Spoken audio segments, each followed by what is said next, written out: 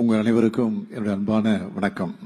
என்னுடைய உரையை தொடங்குவதற்கு முன்னால தமிழ்நாட்டுக்கும் தமிழ்நாட்டு மக்களுக்கும் மகிழ்ச்சியான ஒரு செய்தியை சொல்ல விரும்புகிறேன். நேற்று இரவிலிருந்து இதுதான் டாக் ஆஃப் த டவுன், ஏன் டாக் ஆஃப் த நேஷனல் என்றே இதுதான்.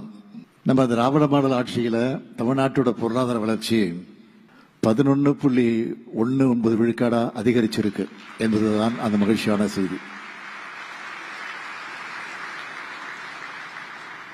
தமிழ்நாட்டோட பொருளாதார வளர்ச்சி பெரும் உச்சத்தை தொட்டிருக்கு.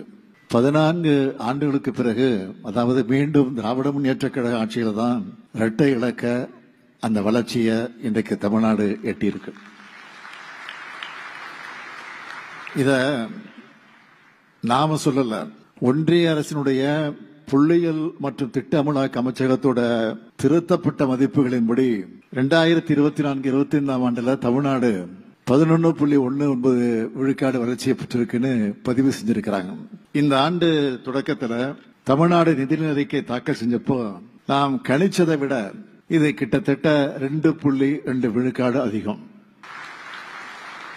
முன்னாடி 9.69 விழுக்காடு மதிப்பிடப்பட்ட 2024-25 ஆண்டுக்கான தமிழ்நாட்டின் மாநில பொருளாதார வளர்ச்சி விகிதம் இப்போ 11.19 விழுக்காடா உயர்ந்திருக்கு.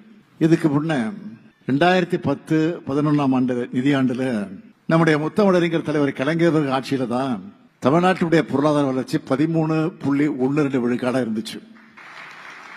14 ஆண்டுகளுக்கு பிறகு மீண்டும் கழக ஆட்சியில இரட்டை இலக்க பொருளாதார வளர்ச்சியை தமிழ்நாடு எட்டியிருக்கு. இந்தியாவிலேயே மிக விரைவா வளர்ற பொருளாதாரமா தமிழ்நாடு திகழுது. இது வேற எந்த பெரிய மாநிலம் பெறாத மாபெரும் வளர்ச்சி. இது சாதாரணமா நடந்ததில்லை. பல்வேறு நெருக்கடிகள், அவதூறுகளுக்கு இடையில தான் இந்த வெற்றியை நாம் அடைஞ்சிருக்கிறோம். அந்த வகையில இது ரொம்ப ஸ்பெஷலான வெற்றி. இது தனிப்பட்ட ஸ்டாலினுடைய வெற்றி இல்ல. அமைச்சரவையில் இருக்கக்கூடிய ஒவ்வொரு அமைச்சர், அனைத்து துறை அதிகாரிகள், கடைநிலை அரசு ஊழியர்கள்னு ஒவ்வொரு திட்டத்தையும் முறையா செயல்படுத்தின எல்லோருடைய உழைப்பும் கிடைத்திருக்கக்கூடிய கூட்டு வெற்றி இது. என்னை நம்பி ஆட்சி பொறுப்பை ஒப்படைச்சிருக்கக்கூடிய தமிழ்நாட்டோட கோடிக்கணக்கான மக்களுக்கு இந்த நேரத்தில் இந்த வெற்றி செய்தியை நான் காணிக்கையாக்குகிறேன். எல்லாருக்கும் எல்லாம் என்ற இலக்கோடு பயணிக்கிற திராவிட மாடல் ஆட்சியோட மகத்தான வெற்றி பயணத்துக்கு கிடைச்ச நற்சாட்சி பத்திரம் தான் இது. இப்ப அடைஞ்சிருக்கக்கூடிய இலக்கோடு நான் திருப்தி அடைய மாட்டேன். இன்னும் அதிகமான உயரத்தை நாம் அடையணும். அதை நோக்கிய பயணத்தை திராவிட மாடல் 2.0 தொடர்வோம். அந்த பயணத்துக்கு நீங்க எல்லோரும் தான் துணையா இருக்க போறீங்க. இந்த மகிழ்ச்சியான செய்தியோட இன்று நகராட்சி நிர்வாகம் மற்றும் குடிநீர் வழங்கல் துறையின் சார்பில் 2538 பேருக்கு பணி நியமன ஆணைகளை வழங்குகிற வாய்ப்பை பெற்றதற்கு நான் உள்ளபடியே மகிழ்ச்சி அடைகிறேன். உதவி பொறியாளர், நகர அமைப்பு அலுவலர்கள், இளநிலை பொறியாளர்கள், துப்புரவு ஆய்வாளர்கள் உள்ளிட்ட இந்த பணியிடங்களால 2538 குடும்பங்களோட வாழ்க்கையில ஒளியேற்றி இருக்கு நம்முடைய திராவிட மாடல் அரசு. இளைஞர்கள் தான் இந்த நாட்டோட தமிழ் சமுதாயத்தோட அடித்தளம்.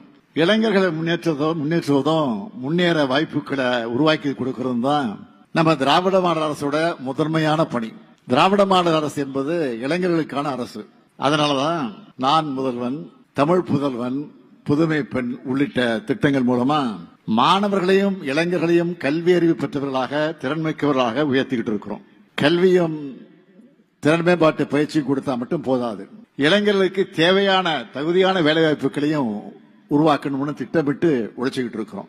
இதனால உருவான வேலைவாய்ப்புகள் பற்றி புள்ளி விவரமா சொல்லணும்னா, கடந்த 4 ஆண்டுகள்ல TNPSC, TRB, MRB, TNU, SRB உள்ளிட்ட தேர்வாணையங்கள் மூலமாகவும், நகராட்சி நிர்வாகம், கூட்டுறவுத்துறை, வருவாய்த்துறை மற்றும் பல்வேறு பொதுத்துறை நிறுவனங்கள் மூலமாகவும் 1,08,111 பேருக்கு பணி நியமனம் வழங்கியிருக்கிறோம்.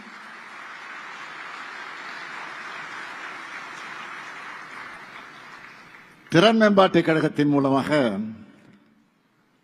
நான் முதல் திட்டத்தில் வேலைவாய்ப்பு முகாம்களை நடத்தி 3,28,393 இளைஞர்களுக்கு வேலைவாய்ப்புகளை வழங்கியிருக்கிறோம். தொழிலாளர் மற்றும் வேலைவாய்ப்பு துறை மூலம் வேலைவாய்ப்பு முகாம்களை நடத்தி 2,65,253 பேருக்கு தனியார் துறைகள்ல வேலை வாய்ப்புகளை வழங்கி இருக்கிறோம். முதல் முறையா விளையாட்டு துறையில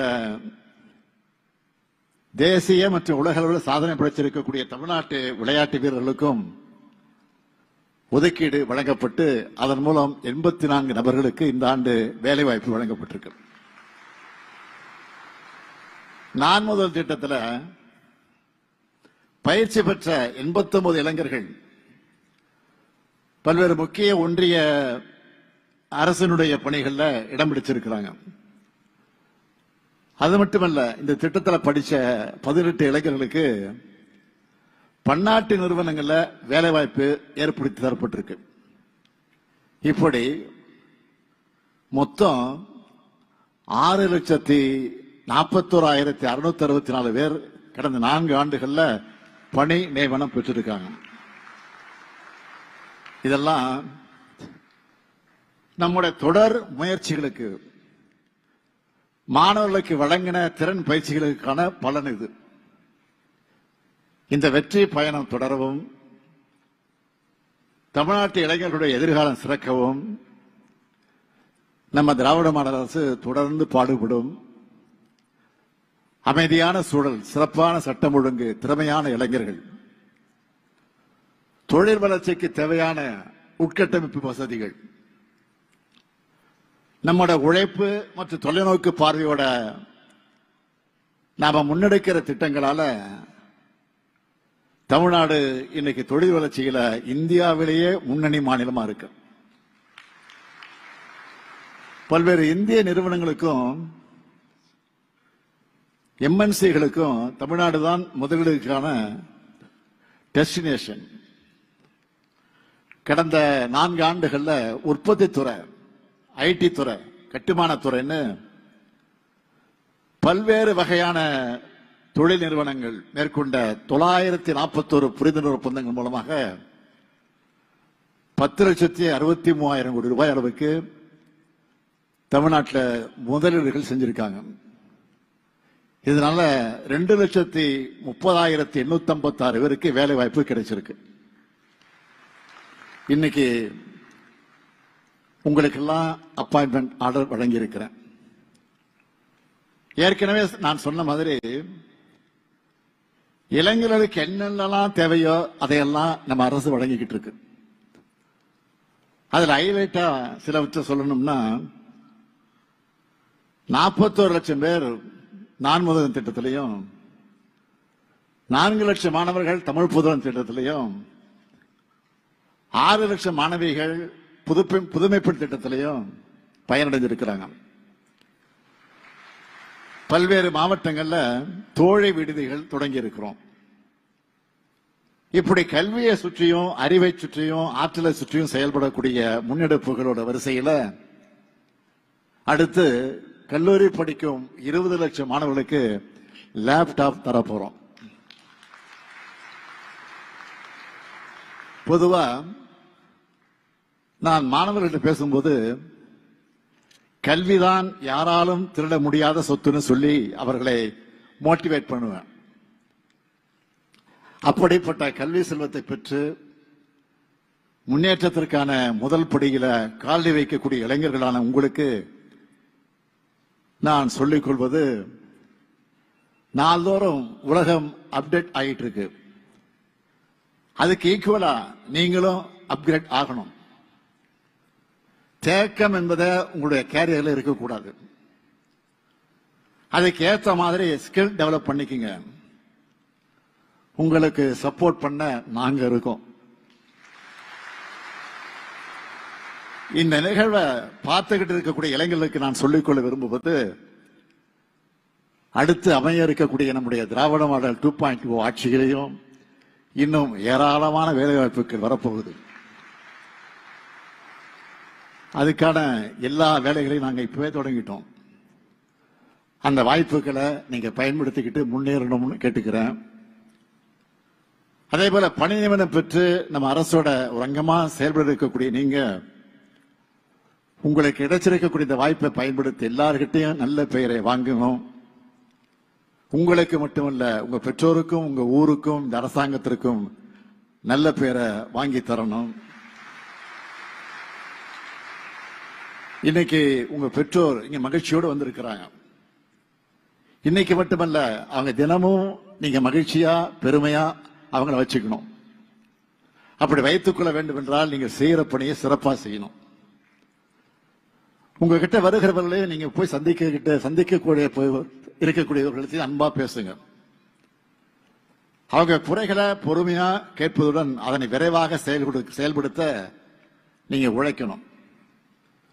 மக்களுக்கு துணையா நாம இருந்தா மக்களும் என்னைக்கு நமக்கு துணையா இருப்பாங்க.